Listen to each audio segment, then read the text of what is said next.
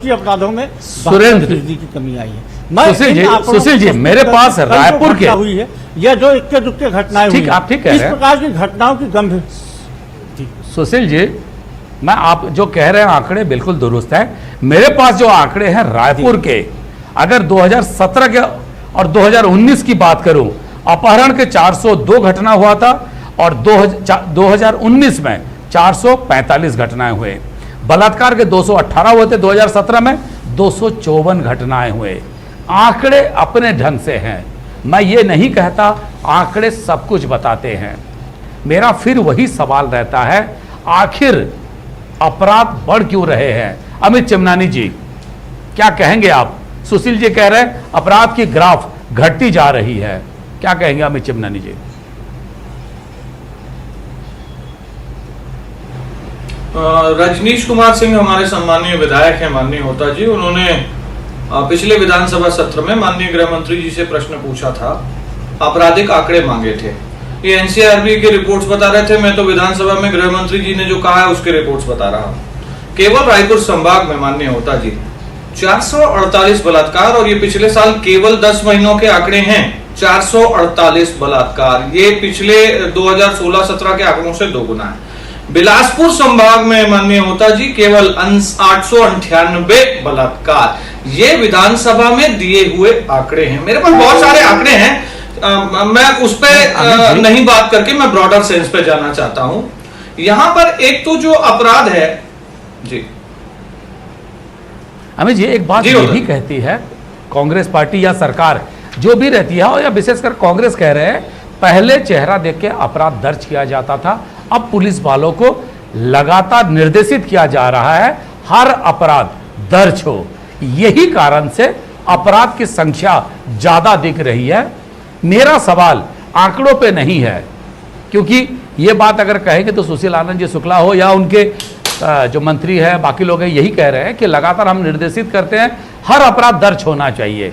मेरा सवाल है, मैं आंकड़ों पे नहीं जा रहा हूं, लोगों के खौफ, लोगों के मन में जो डर का भावना है, मैं उसको लेकर सवाल पूछ रहा हूं। क्या कहेंगे उसको लेकर? जी माननीय होता जी मैं इसी पे आ रहा था जी। ये सरकार कहती है कि हम केसेस रजिस्टर्ड करते हैं।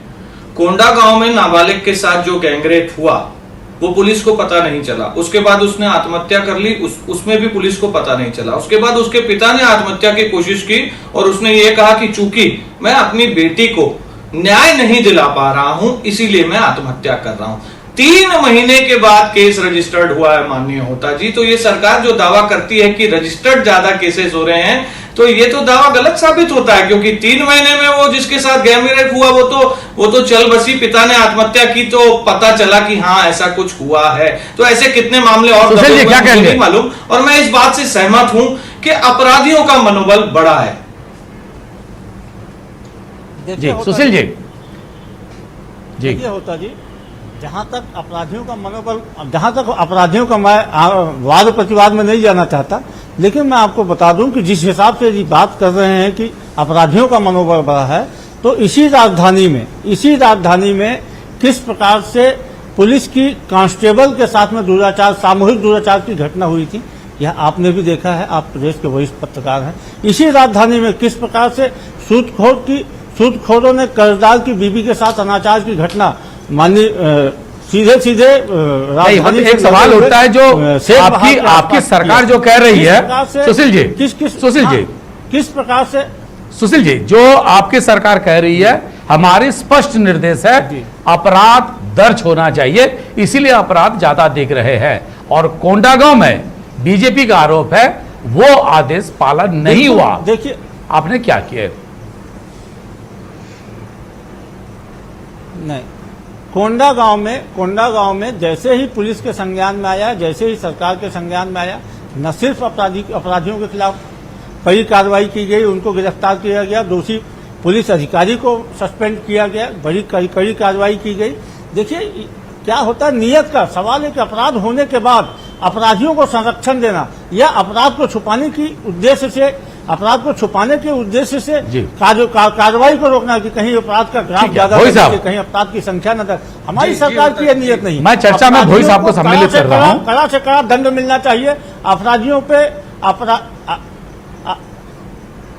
जी ठीक है, मैं समझ गया सर।